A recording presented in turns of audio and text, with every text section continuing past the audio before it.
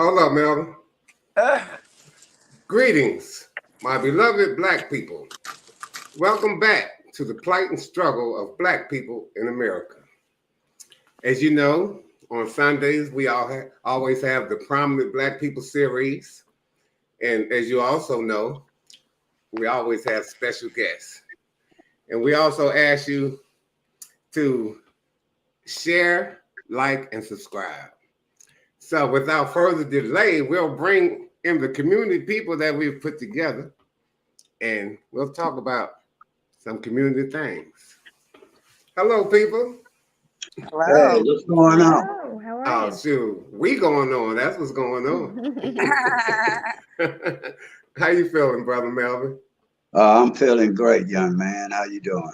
Oh, I'm hanging in there. You got two strong Black men, two strong Black women, Black, Latino, Puerto Rican, and that's some interesting conversation because I'm originally from Philadelphia, Pennsylvania, straight out of North Philly.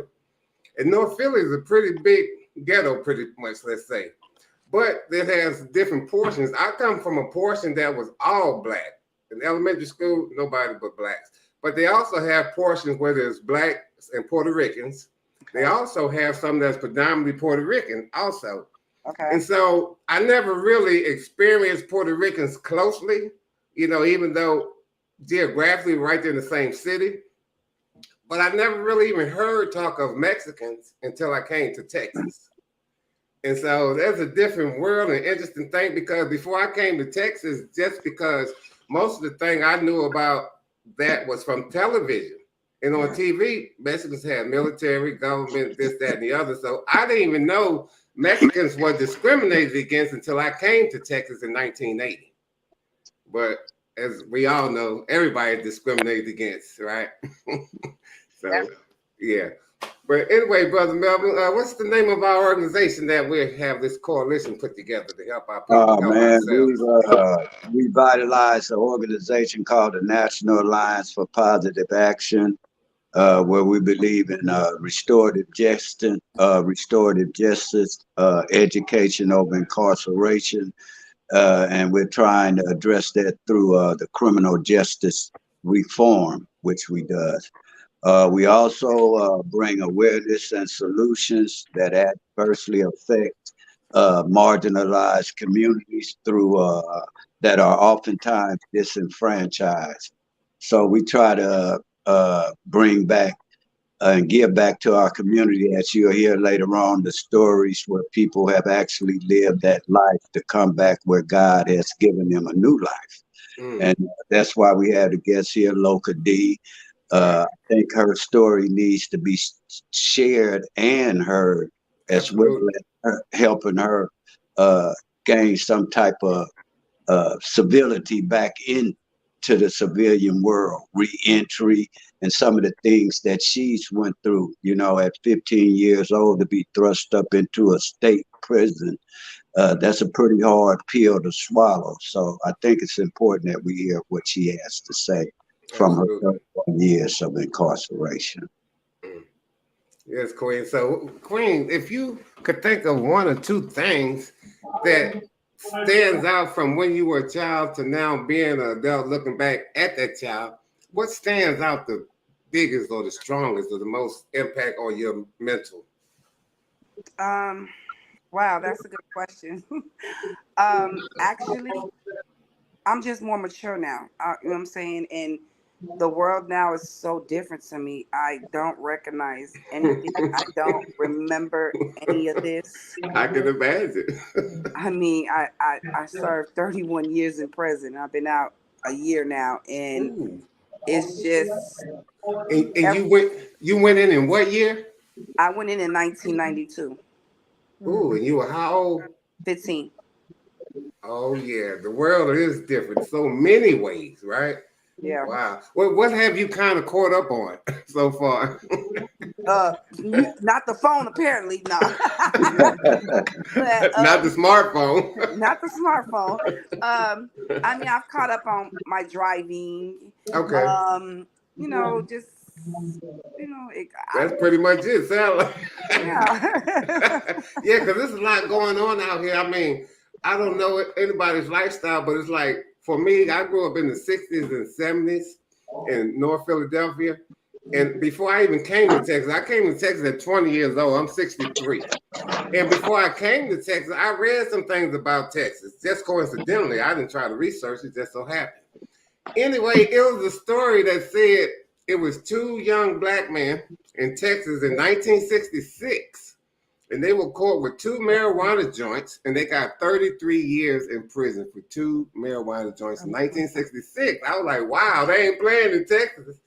Wow. So, but look at today, right now, marijuana is legal in 37 states, and Texas is in the mode of doing something itself. So, it's so interesting that you have some people that are locked up for amounts of marijuana that nowadays they can possess legally.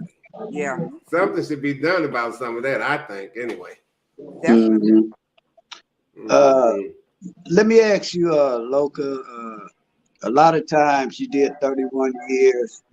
Uh, uh, Take us back to when you were growing up, and your mother and your father. When you first, not your stepfather. I don't know. You might know him better. But take us up to the time you met your stepfather. What was your life like? Was it a nice home, family atmosphere, or what? Actually, my stepfather was there when my mother gave birth to me, so he was always in my life.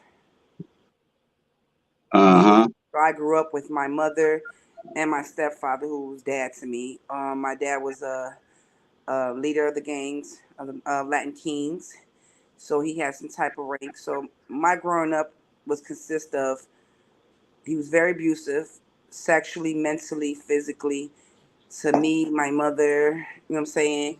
So the life, my childhood life wasn't a childhood.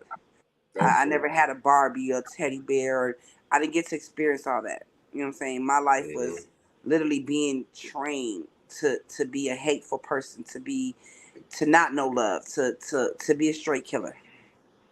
Hmm. Now, at 7 years old, an incident happened that probably changed your life and your feelings. I don't know. I'm just assuming toward me. And speaking of your stepfather, and it's not nothing. It's something that we don't speak about, but a lot of times, oftentimes overlooked and taboo. Is that you were sexually abused at the age of 7? Mm. That's when it started. Yeah. Actually, Mm-hmm. he started. First, he was just used to beat me growing up, but now at the age of 7, it got sexually, and he was just overpowering my little body, and I started to just see men in a different way, and he was taking me to his gang meetings, and they were overpowering me. So I really got to seeing men like, you're not a protector, and you don't care, y'all just, my body was a tool. You know what I'm Mm. saying? I didn't have no control over my body growing up. Still. And this was really talking about the system. This was reported to the health child custody. And what happened on that? The Why children you didn't get no help? The Children Family Service was involved. My teacher called them. I had went to school with a busted eardrum, broken ribs, a black eye, and the teacher was steady, constantly like trying to see like what's going on. And my mother kept saying, "Oh, she fell, she fell, she fell," and I was like 8, 9 years old, and my teacher said she found me in a closet with a boy, and I was trying to take his clothes off, Mm. and she didn't understand how a little child like that. Well, how did I know that? You know what I'm saying? How did I know to Right. do that? And so she reported them. Children Family Service did get involved, had an investigation. My mother told them like, no, it's not like that. She falls a lot. She's, you know what I'm saying, and she's very clumsy. But then as they kept investigating, they saw that it was a lot of abuse. And my dad, they came to remove me out my house, and I have the Right. paperwork for that. I couldn't really believe that I still had the paperwork. They came to remove me from my house, and my stepfather told him, "You can have her. You can take her out in the body bag, and they Excuse can me. take you out in the body bag too. So if you take Excuse her out, me. huh?" At that time, what school district was that you were in? I was in Chicago district. I mean, I was in a near North Special Educational Center, Okay. and when DCFS came, like I said, they came to get me, and he told them, "You can have her. She's going out in the body bag, and so are you." So they Mm. turned around and left me there. And never came back. Never came back. That's a shame. Hmm. So once you was from there, you was sent to a halfway house or a foster care. No, I didn't go into I didn't go into Right. foster care until I was like 12 years old. Mm. Okay. So So from they literally left me there. When they left me there, they left me there. And so by the time I was 12, I was a motherfucker. I was real bad in Mm-hmm. school, fighting the teachers, everything. It was too much for my mother, and my mother was like, you know what? I can't do this. They can have you. So I went to a foster home there, and then I didn't feel comfortable because they took me to like I had to be like I wasn't even all the way into a foster home. I was into like a group home, and I felt like I wasn't comfortable because once again the men were touching on me. The man was touching on me. I was like, I'll be damned if I'm leaving my home to get touched by somebody else. Mm-hmm. So I was always a constant runaway, and then until like I was about 13, I joined the opposite gang.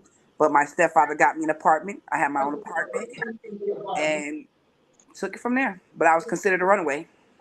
Mm-hmm. did did you join the opposite gang despite your dad as a rebellion, or what made you go against the grain? To despite him, I wanted him to know that everything he taught me, all the killing he taught me how to do, the selling drugs, everything that they ever taught me, him and his gang, I wanted them to feel it. So I joined the opposite gang and took it out. Everything they taught me, I used against them. Yeah. And that leads us to now you don't got your apartment, got your car, and you only 15. And if I'm not mistaken, didn't nobody know your age at that time, correct? Everybody thought Nobody. you were a little bit older, or you Yeah, actually more mature. yeah, I had my own place. I had my car. No, none of my gang members knew my age. Like literally, I was going to clubs with them. I was gang banging. I had grew up. I had got ranked so quick because of the stuff that I knew. You know what I'm saying? And they couldn't believe that a girl, you know what I'm saying? A girl back then, Mm-hmm. girls were only labeled as holding guns and drugs for the guys. Right, right. But for me to step out a straight killer, a Mm. straight, you know what I'm saying? They was like, oh no. So I rose in rank real quick. Yeah, I can imagine. And it's just something else when people are born into situations beyond their control. Then you have to deal with that life, and then society will look at you like you're the villain, and sadly, you're actually the victim. Correct. And that's what's so interesting about this story about how she was the system failed Absolutely. her, and you know it could have turned out another woman, but God got her here. But let's go on to when I think his name was Moon The uh, Moodle. The Moodle. Menudo, a 15-year-old that was slain while sitting in your car. Could you tell us what went down? Yes, that was Torres. Israel Torres, rest in peace. He was a child from the neighborhood, and he wasn't a gang member. He was just a deaf boy. So, Mm. mudo means deaf in Spanish. So we used to take turns taking him to school because he was embarrassed of going on the little yellow school bus. So the gang stepped up, and we all used to take turns to take him to school. Well, this particular day was my turn. And I remember it was getting ready to be Mother's Day, and he wanted me to take him to buy something for his mother before he goes to school. So I was like, okay, okay, just give me a minute. I had been working that night outside selling drugs. So I was trying to pass my gun and my drugs and my money on to the next shift when he was sitting on my driver's side. And he kept beeping the horn, like telling me to hurry up. And I kept saying, okay, hold on, just 1 minute, 1 minute. So I turned back around and I'm still talking, and all I heard was boom. They had blew half of his head off with a shotgun. Mm. Wow.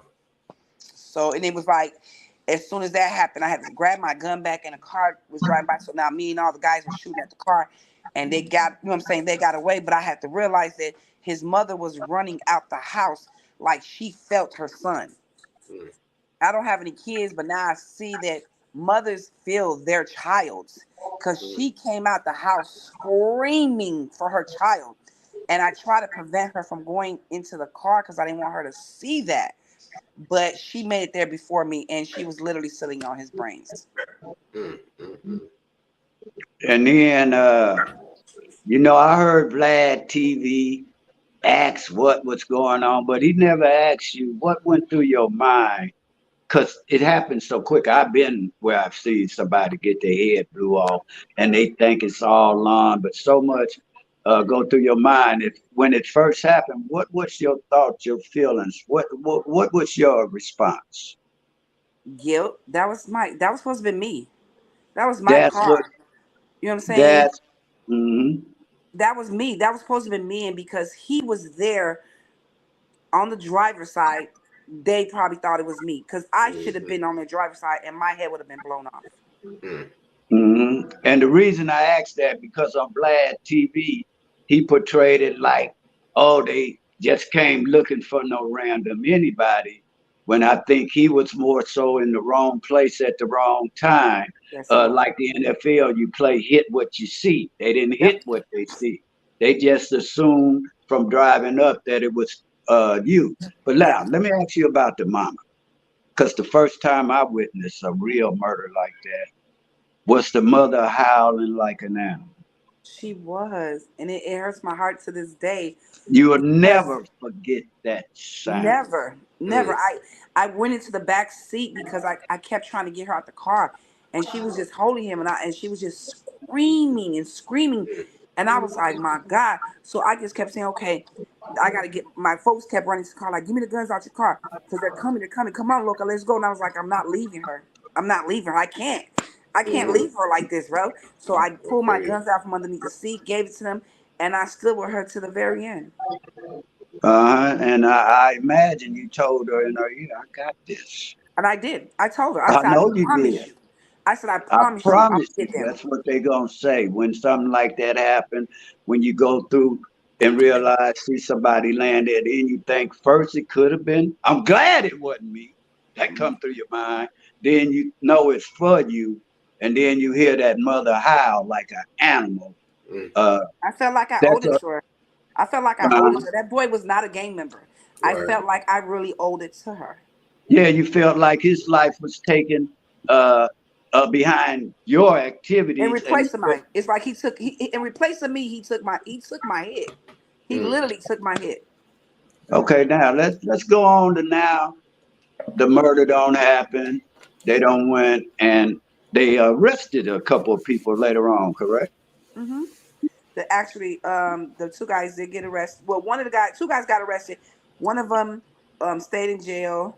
Then another one got arrested for the crime, all in the same day. So two of them was released by accidental. Their bond was placed at $1 million, $500,000, 10%, and on the computer it said 500. hmm So they were So released. Yeah. go ahead. Go ahead. Go ahead. They were Go ahead. released. So as soon as they were released, we have some of the guys that are some of our gang members worked at the county jail and at the court buildings. And so my pager started going off, and they was like 911 call, 911 call, and I'm like, what the fuck is going on? And they was like, these guys just got bonded out. And on Vlad, he made it appear that the police gave you that information when in fact at that time you wasn't a suspect for the murder of them. You was a witness. So you would get that type of information from them because you're a witness. It ain't like they was plotting like he was saying. But I also know that you end up going to court. Yes, If, I got. Yeah, I did tell get us to. about you going to court to where you stalking them now and you going to see what they look No, like. actually, I only end up going to their bond hearing. When they Right. had their bond hearing, I was there. I got to look in their eyes. I got to see their face of the one. I got to see who killed my friend. So And at that, go ahead. So so, at that time, did you know them when you seen their face, or were they, like gang members? I know they banging, or were these two new guys that you never seen before? no, I knew them because I knew them to be my father's gang. hmm One of them I didn't know. The other one I did because our reality, his mother had me in his house eating her food because she had a Mother's Day dinner for all the Latin kings and queens and their wives or whatever. And I went there to give my mother a Mother's Day gift. know what I'm saying? Because I wanted her to have her gift like everybody else had their gift at that time, even though it wasn't Mother's Day yet. But I literally ate at his mom's house prior to the date. Hmm.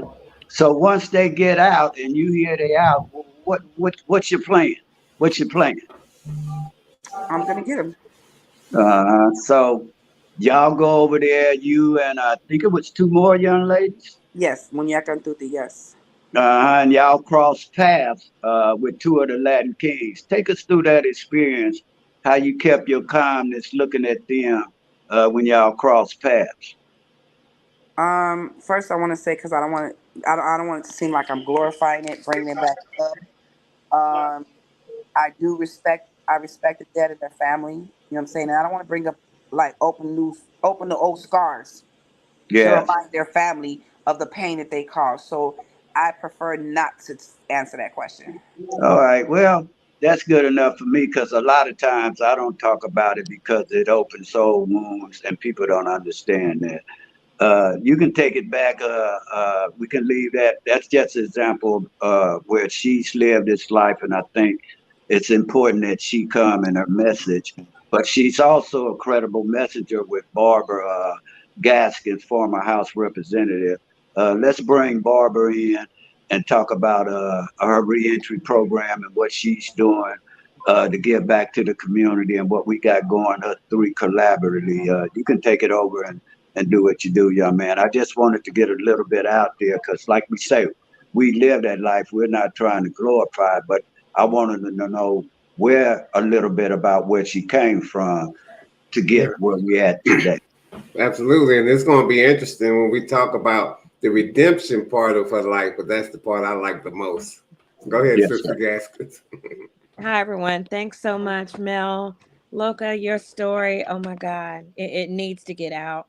I mean, people need to understand, the person because, everyone understands what's on paper, but they don't see what someone has been through. They don't see, people reaching out for help and being turned away.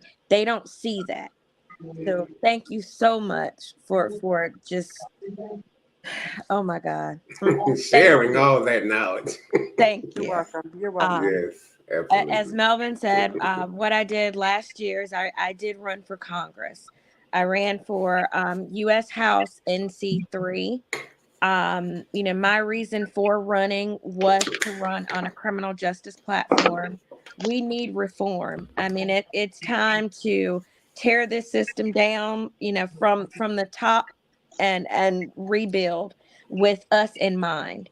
Right now, if you have the money to get out of situations, if you're the right complexion to get out of situations.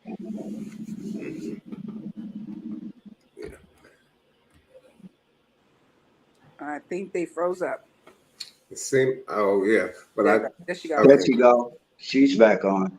You're ultimately able to get out of those situations. So I ran to give regular people, to give a voice to those who, ultimately don't have a voice.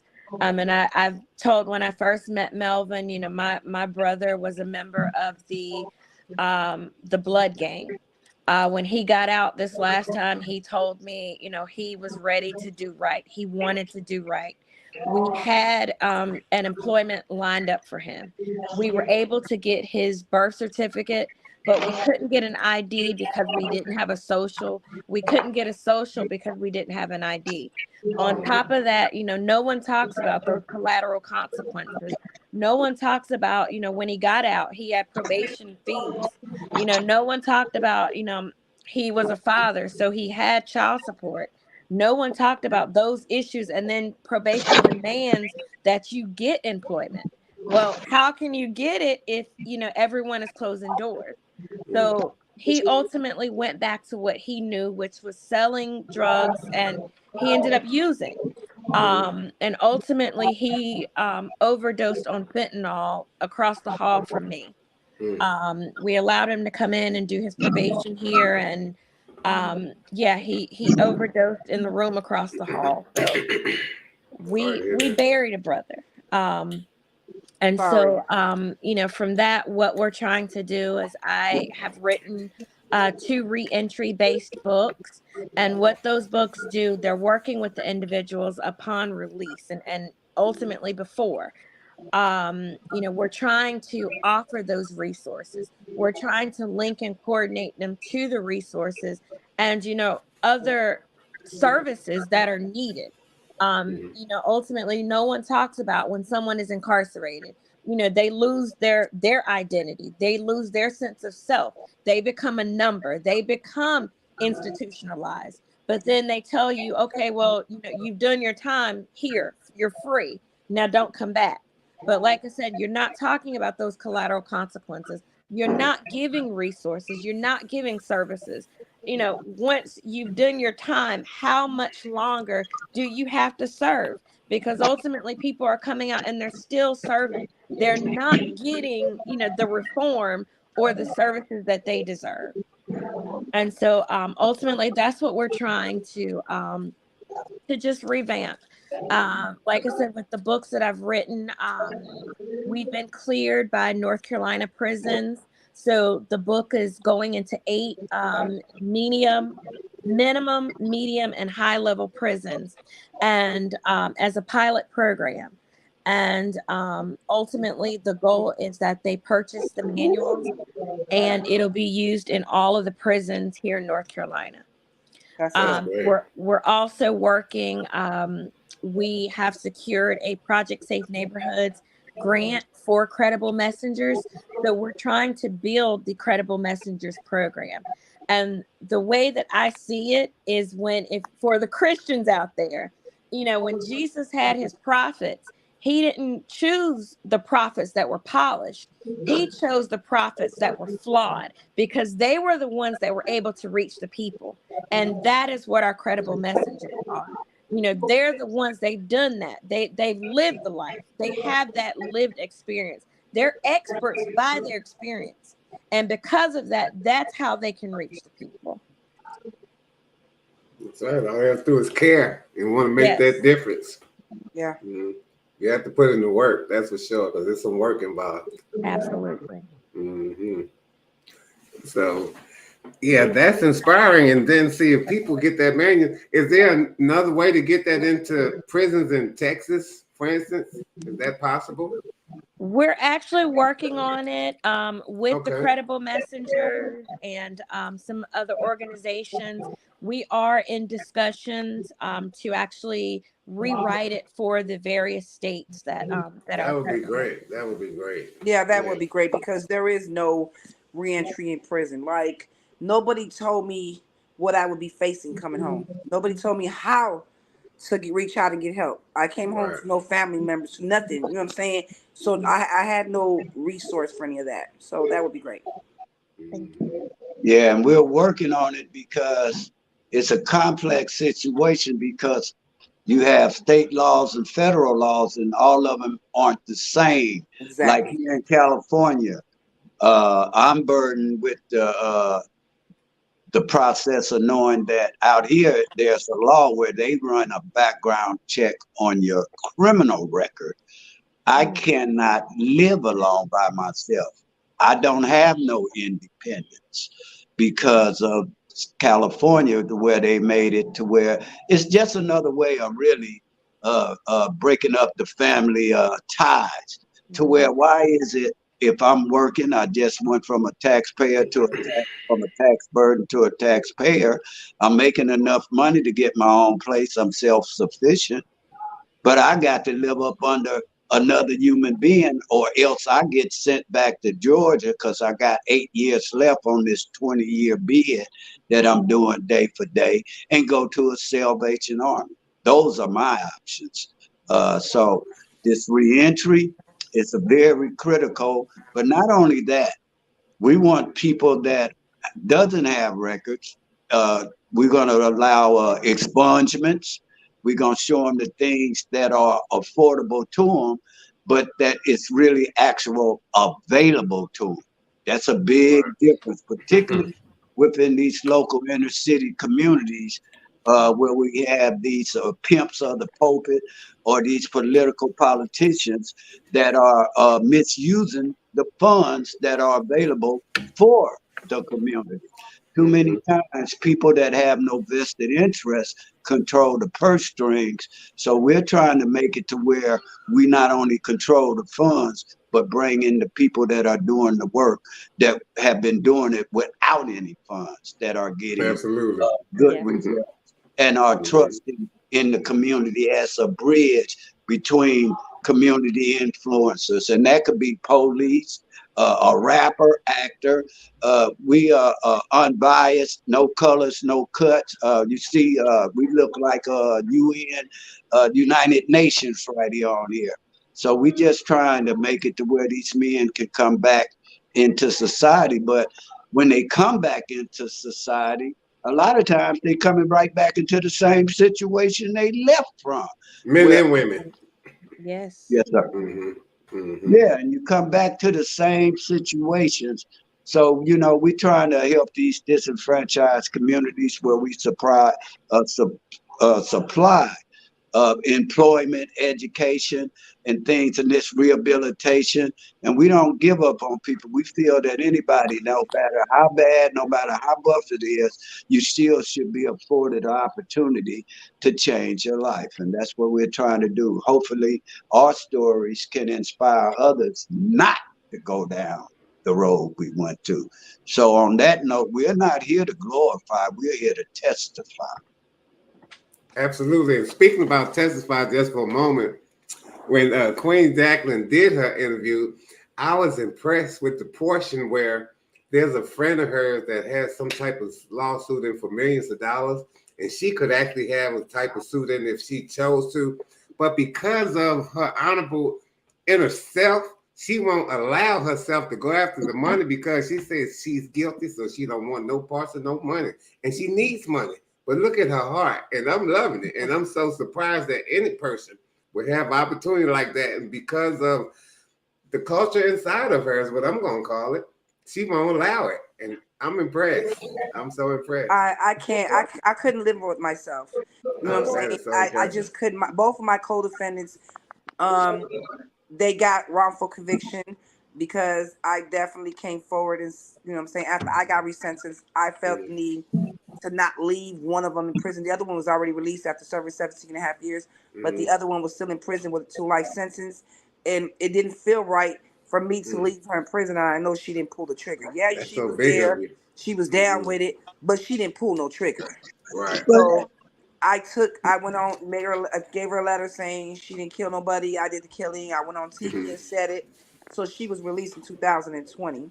So she got her wrongful conviction, and as well as the detectives that arrested us were found guilty Of and being corrupt cops. for being corrupt cops. Right, right. So that gave them the opportunity to file their lawsuits, and both of them actually now are being granted over $17 million. And I got a letter from Kim Fox asking me that I want my thing, and I didn't even respond. I was like, no, I'm not doing it. Right. And even me being home now, like you said, I'm struggling. Right. But you're conscious. You got that But conscience. I'm fine. I'm fine. That's right. It'll It's your come. conscience. You got to have it clear. You got to be able to Yeah, live with yourself. yeah. I can't. I feel like if I can easily put in a lawsuit and get the same amount of money, but I feel like if I take that money, it's gonna eat me up inside because for one, I'm guilty. For two, I can't do it. I feel like I got paid to kill somebody. Like, and it doesn't sit right with me. It don't sit right with me. Right. You It doesn't standing sit on right. that too. No, it is, and I don't want the family to feel like, man, because their family is going through it. Oh my God. And I I can know imagine. they are, because now they have to relive everything with the lawsuits to hear it. You know what I'm saying? Right. So I That's don't want to unfortunate. put them through that. I don't. So That's I'm gonna honorable of you. struggle till God's ready for me to come up. Are you gonna come up? I don't doubt it whatsoever. You will. Your time is coming. Oh yeah. But I thank all of y'all for participating and coming and sharing and showing that there's people that care about people. We don't have to know you, just know you need help, and we're those type of people. We love to help people. Can we go in a little bit about we're fit to go on a tour, guns up, gloves up, Gloves up, guns down. guns down with Ruben Saldana, who run a brilliant camp in Orlando and was one of the first ones to ever get money ex-gang member in Florida, because up under state law in Florida, you can't be an ex-convict. He broke the barrier, even though it took him 2 years. Mhm. And we have a gloves up, guns down tour that we're going, where we'll be going uh, in future dates within the next 10 days. We'll be in New York. Mhm. Then we'll go to Maryland. Then we'll be back with Hector Camacho and Muhammad Ali's son for We got his North Carolina. Don't forget North North Carolina. We got Carolina, North Carolina, Maryland. Maryland. I was gonna Y'all tell her don't that. forget me Yeah. now. No, I was gonna Right. I go ain't in the gonna look. I order. got you, girl. I got you. I got you. I was gonna go in the I got order. you, I baby. I got won't all let him y'all. do you like that. I Yes, got you. yes. I was gonna go in the order of appearances and other credible messengers that are working with local elected officials and stuff like this, children's and youth. So, as I was saying, we're gonna hit New York on the 18th for a boxing event tournament. Uh, that's the 18th with Hector Camacho that we're throwing. The 19th will be in Aberdeen, Maryland, with Angela Newman, who's a credible messenger. Her program is CARES. Then we'll be going with Barbara Gaskins in East North Carolina.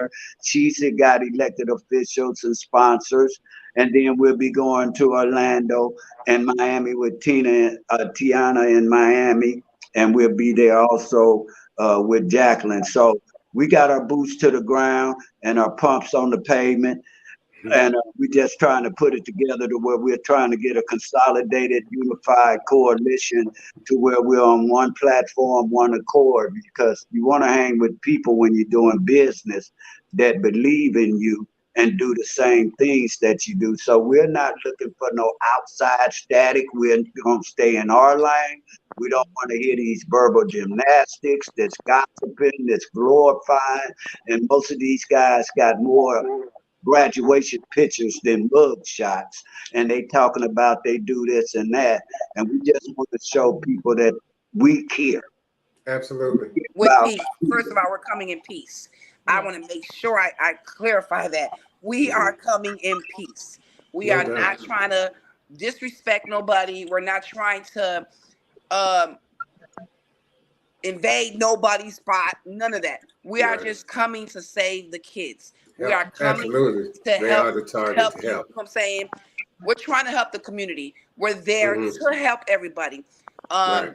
So I just wanted to make sure we say that we are coming in peace, because For with sure. me, especially with me, I mean, I have to have full security with me. You know what I'm saying?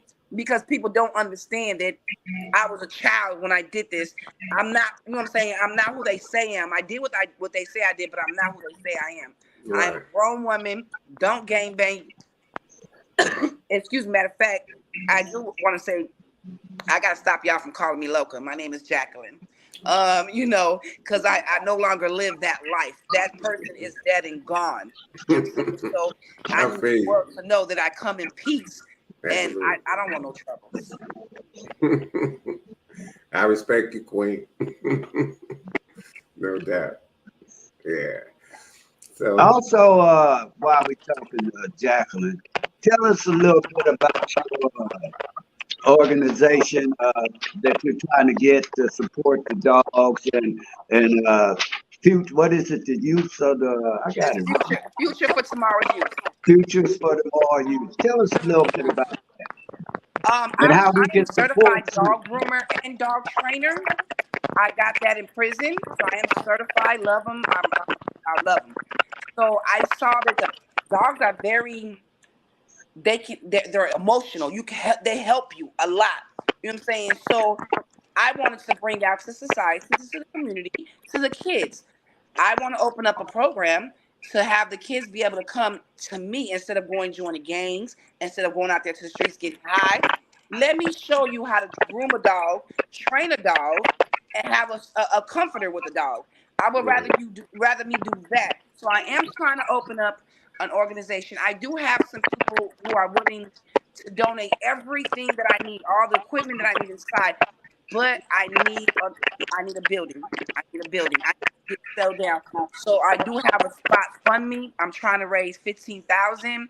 I'm like at 3,000 right now, but I'm trying to raise 15,000. This is not for me. It's for our kids. I'm down here, and kids are dying. These kids are literally dying. So if I can have them inside my program where they're safe and where they're learning something, maybe another child will survive. Definitely. And prosper as well.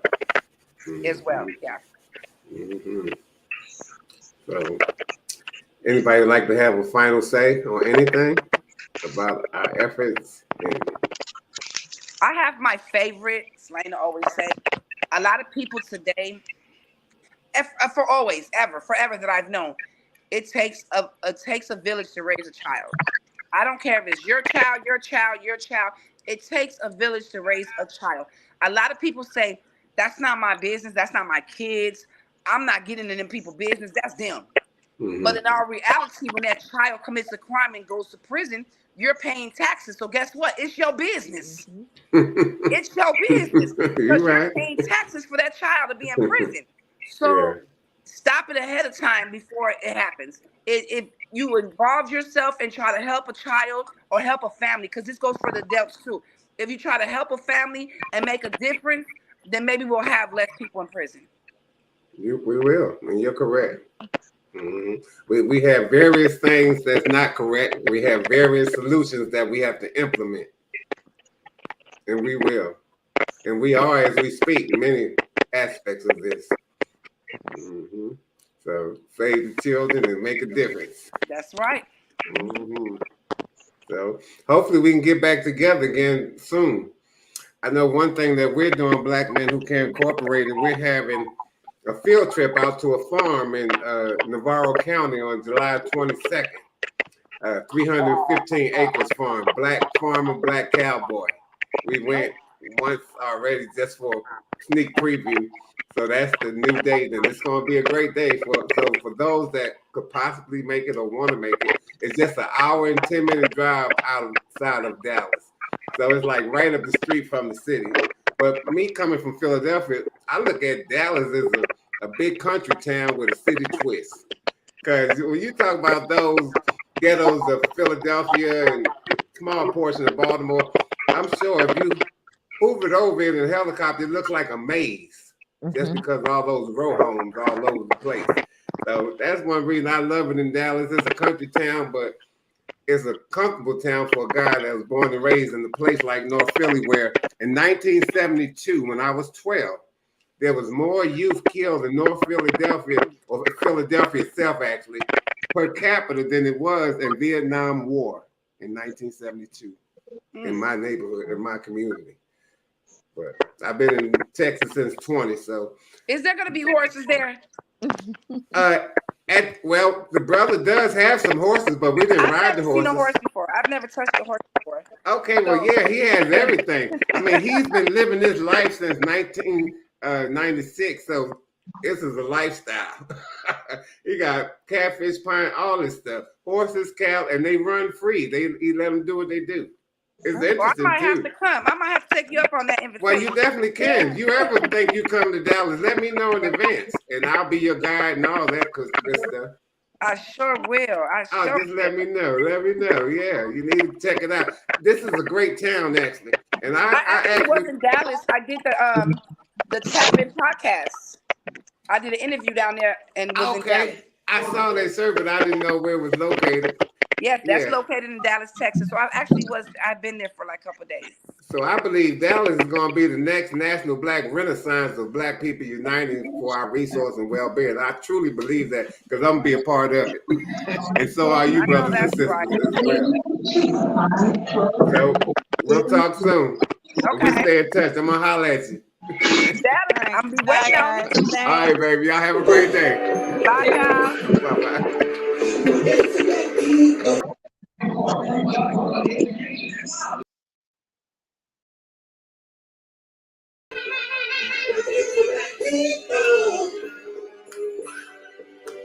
Say it